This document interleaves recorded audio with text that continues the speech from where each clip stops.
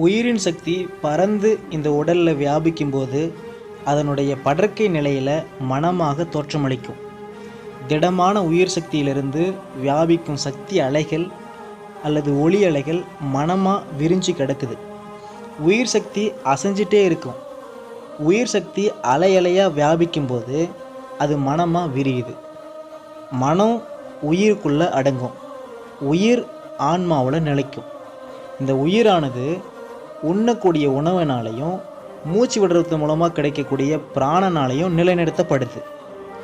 அப்படி உயிராற்றல் கூடும்போது அதிலிருந்து சக்தி பரவி மனமாக இங்கே கிடக்குது.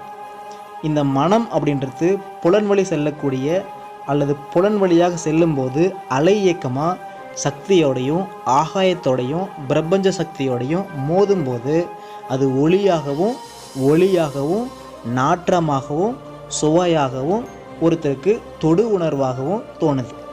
இந்த மனம்தான் எண்ணமாகவும் அறிவாகவும் ஒருத்தருக்கு விளங்குது. மனதுக்கு எண்ணி பார்க்குற தன்மை இருக்கிறதுனால இந்த மனம்தான் எண்ணமாக பல நிலைகளில் நமக்கு தோற்றமளிக்குது.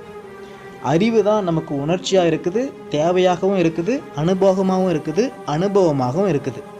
ஸோ இதுக்கு எல்லாத்துக்கும் ஒட்டு மொத்தமாக காரணம் மனம் அப்படின்ற ஒன்று மட்டும்தான். இந்த மனம்தான் அறிவாக நமக்கு விரிஞ்சு நிற்கிது.